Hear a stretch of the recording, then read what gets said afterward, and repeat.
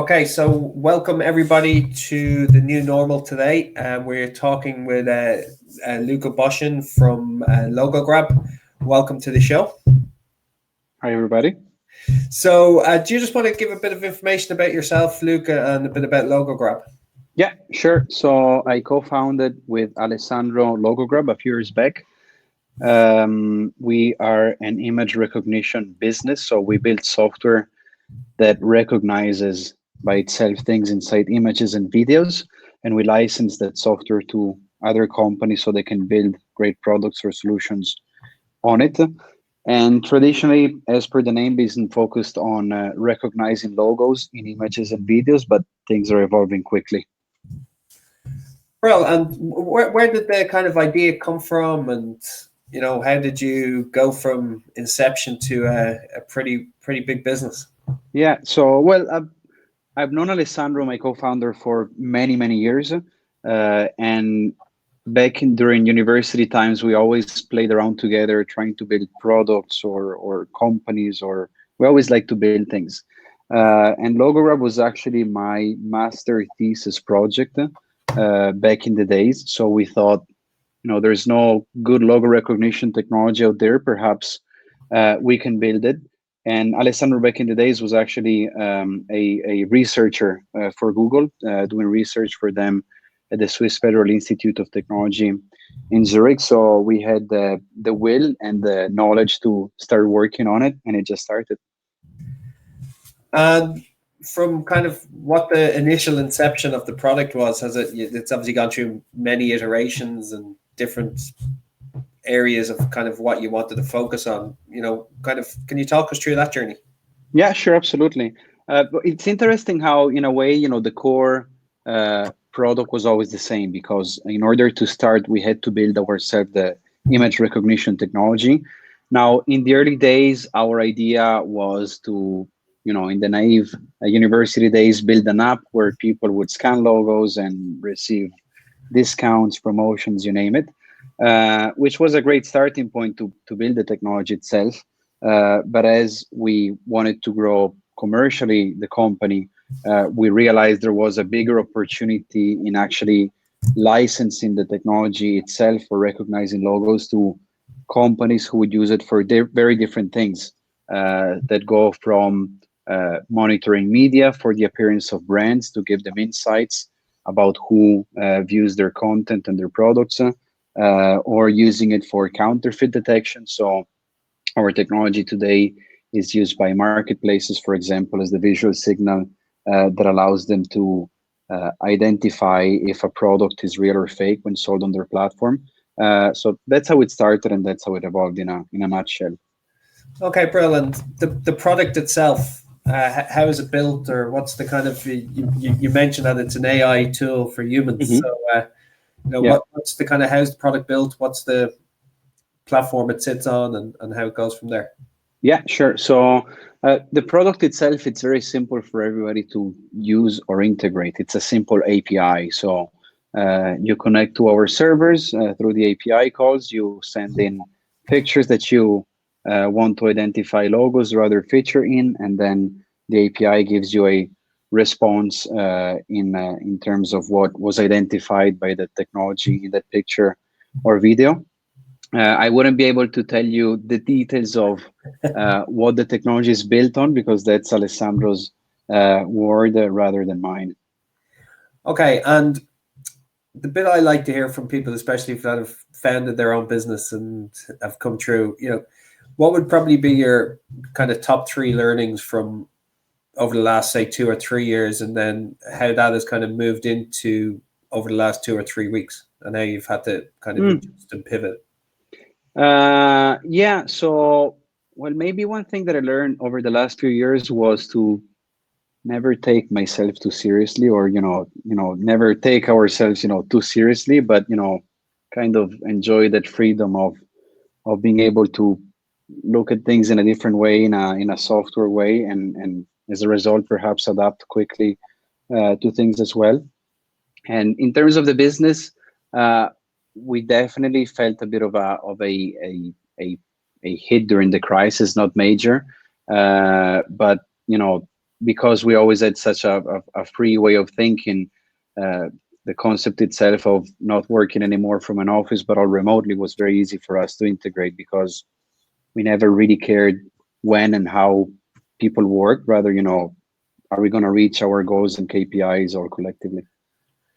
That's I was talking to somebody earlier this morning from Grow Remote, and it's something that was discussed, and it is a new normal as it's going to go forward.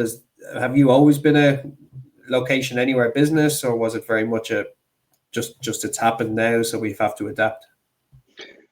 We were always very open to the concept and idea, and it was put in practice to a certain extent because we left everybody the freedom of just working from where they felt it was more comfortable. For example, one of our colleagues hasn't been in the office now, I think, for 2 or 3 years. He's one of those guys that just works 3 months in the Philippines, 3 months in Mexico, just keeps, globe trotting around the world. So the moment where we had to just go completely remote, it was very simple because we were already used culturally not to have to be all in one room, but to work remotely and in an efficient way. And have you seen over the last 2 or 3 weeks, how has your business had to adjust to, I'm guessing revenue streams have been looked at, and it's a function. So what is internally have you looked at, and kind of how you've pivoted? And obviously the article about how you worked with with Italy around the virus as well. So well, that's a bit of a tangential story. So myself and Alessandro are originally from Italy, and what we did in terms to the article you're mentioning, we worked with a research group called Ghost Data, who is this group of researchers that likes to focus on issues like terrorism, crisis, counterfeit. We've supported them in the past in their research work, so they would use our visual AI, our image recognition technology, to build some of the researches. And because also the guys from Ghost Data have an Italian background, during the crisis, they reached out to us and they had an idea on how to build more sensibility into the Italian population to, make everybody understand the importance of quarantine in Italy. And so we supported them in that effort in doing that. But if I have to go maybe back to the first question, which I think was around, what happened and what did we change during the crisis? Of course, there's the remote work piece, but I think the main common ground for everybody right now is uncertainty.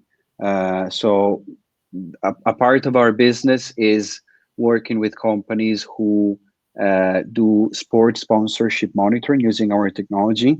And, there's no sports going on right now, so there's nothing to monitor. So, of course, we had a bit of a hit there.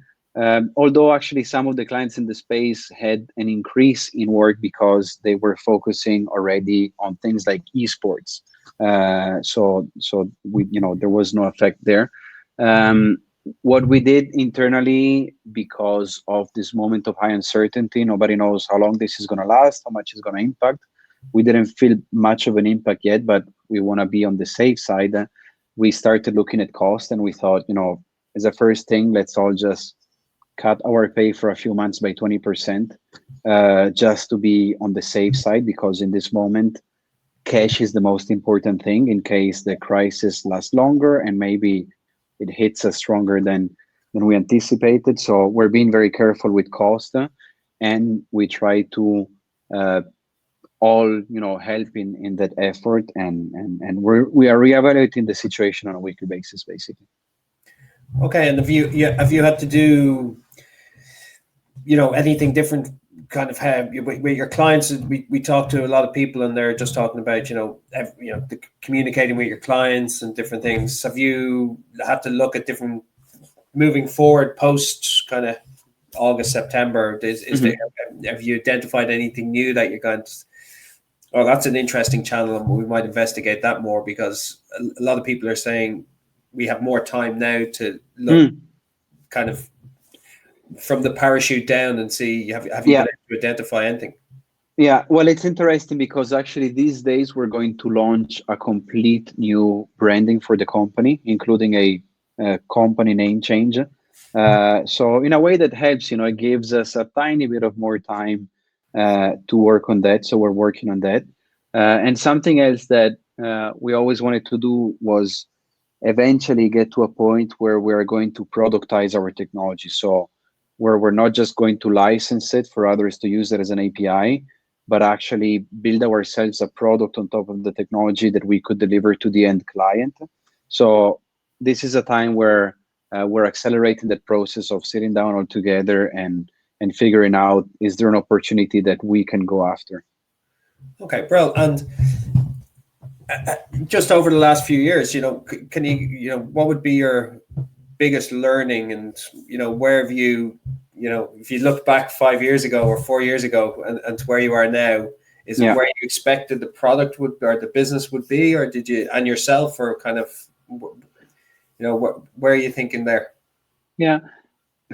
I have to say it's not too much far off from, where we were hoping to go. Of course, things could go always a lot better, but they're not doing bad, So I tend to avoid thinking it could have been more because it's already great. Um, so in terms of what I learned over the last few years, mm, there's definitely again that element we said before of trying to avoid taking ourselves too seriously. And something else I definitely learned in the last few years is also the importance of uh, giving everybody the freedom to do the things they know to do best. So, don't get in the way. If collectively we can do much better than having someone trying to control everything. So I would have became a big fan of letting people do their thing, rather sharing together a common goal. So where we want to get, but not telling people how to get there. Okay, and the next stage, you've obviously just mentioned there that you're looking at your business and branding and stuff. Yeah, What is 2.0 for the business, and kind of, obviously I won't ask you to yeah. give an expose, but where do you feel the business is going to excel over the Sure. next 2 years? Sure. So there's a 2.0 and a 3.0 that we're starting to look at. So the 3.0 is the productization piece I was saying Yeah. before. That's a bit further down the line, although we're working actively on it. The 2.0 is uh, we were very much focused on logo detection initially, and that's what made us different, and that's what made us build a technology that stands out and almost has no competitors purely on a technological sense on the market. And now that we've established a very strong basis of being leaders in logo recognition, we see value in opening up to other features that may go outside of strictly logo recognition. So opening a bit more up to different types of opportunities as well. So this is what's happening in 2.0. We're going away from being so closely related to a logo recognition API and entering the space of what we call the visual AI people. So a company that can help solving very complex challenges at scale using visual artificial intelligence. So that's the space we're opening up to see a bit broader to then perhaps build a product in a specific industry. And just on that, and I know you're not majorly Mhm. technical, but the availability, skills, and the challenges that brings. Have you been exposed to that, or because you have a kind of, you can get skills when needed if it's a remote kind of thought based business, or has there been challenges there? Yeah. Um, so we were always lucky that we never managed to raise too much money. Not that we didn't want to, like in the early days, you want to raise as much as possible. But in a way, we're lucky that we always had limited financial resources because this built a culture in the company of trying to do things in a different way and in extremely efficient way.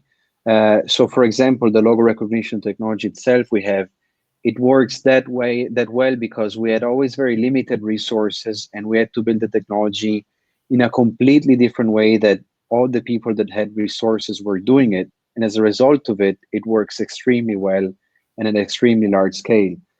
So I think we want to keep going down that path of having that mindset of trying to stop for a second before we start doing something and see if there's a different way of doing it, perhaps a more efficient way that will allow us to not oblige to the way that things are done in a standard way.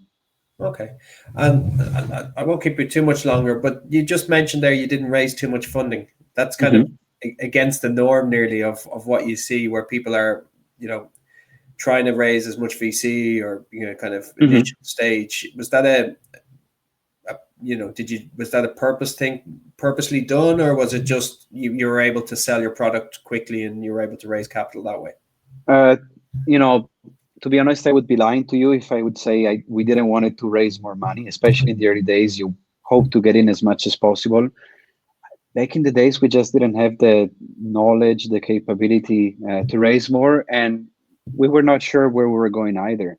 So, as a result, it doesn't make sense to, even for an investor to plunge a lot of money in something where you don't know where it's going. So it makes sense that we didn't get more money. We got the right amount.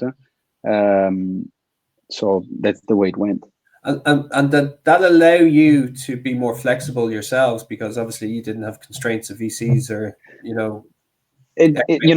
we didn't think about it back then, but, looking where we are today, definitely it's great not to have raised too much money because, as you say, it gives a lot of more freedom, especially now that the business is profitable and it's running smoothly by itself without the need of external funding. It's great to be able to focus, a bit on the longer term of where you really want to get rather than just short-term goals that may be, imposed if there is different agendas at the same table.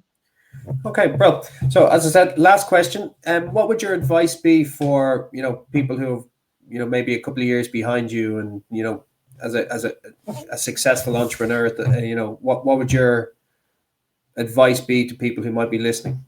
Yeah, well, probably first of all, have fun in what you're doing, because if you have fun, even if it goes in the wrong direction, at least you had a great time doing it. And if it goes in a good direction, much better. And in a way, we were lucky ourselves because we just always had fun doing what we were. And I would even argue that it's the reason why we managed to be still here, because if you're having a good time, even in the difficult times, if you have that passion and the drive, you're still going to keep going and bend the rules of physics for things to still work. So perhaps that's the main thing, try to feel, not even look, but to feel if you're having a good time doing what you want and focus on that. Okay, brilliant. Thanks, Mil, for your time today, Luca. Awesome.